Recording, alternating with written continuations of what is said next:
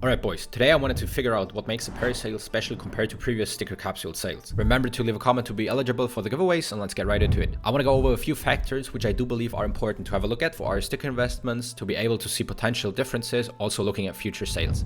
Okay, time to put on our hindsight glasses. First I want to start with the sale duration, as the starts have not really had any significant differences date-wise. Being pretty much exactly 50 days into the sale, we have crossed the duration of the Stockholm and the RMR sale, but are still 3 weeks away from Antwerp's and Rio's duration. Following the trend and factoring in uncertainties like the sale going into CS2, we will have to consider a sale well into September.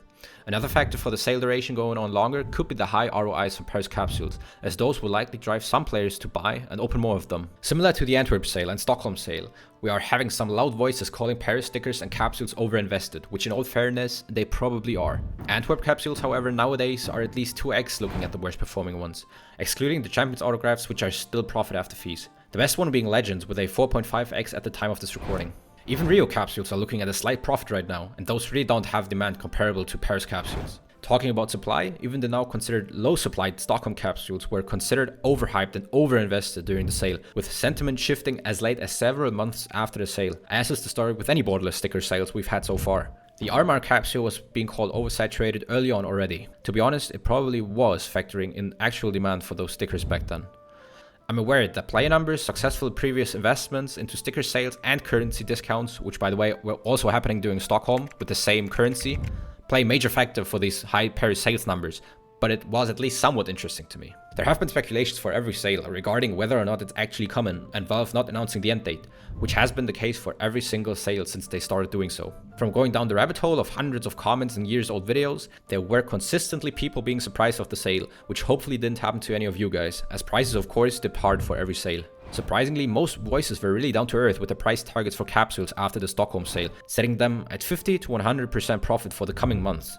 In the past, public figures have rarely shared opinions on individual stickers as investments, which is more present this sale. Champions capsules have always been considered not optimal for investments, at least from most opinions I was able to gather, which is where I definitely agree. There were some, let's call them controversial opinions, but I of course won't be throwing people under the bus with my clearly hindsight views. As with previous relevant sales, Legends capsules have historically been traded the most, seen through high volume on marketplaces.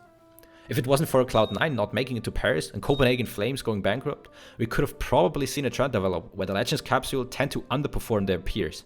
People comparing the RMR sale to the Paris sale isn't entirely fair in my opinion, as the RMR capsules were overbought partly because of super expensive and new golden team stickers being introduced, which created an actual bubble because there wasn't any genuine demand for them, sending prices crashing during the sale. During Antwerp sale, popular stickers like C9, the Imperial or the 9Z Hollow were, just like some Paris stickers now, rising above their pre-sale prices, even with the sale still having weeks to go. Similar patterns have repeated themselves, looking at the Apex Hollow, the Mouse Hollow or the Fnatic Hollow from Paris. Finally, I want to give a quick shout out to Luke Eats, Master Shiny and Water for a lot of coverage back then. Even had some uncommon takes at that time, which turned out to be very good and true takes after all. Alright, that's about it boys. Thank you guys so much for tuning in, and I'll see you in the next one.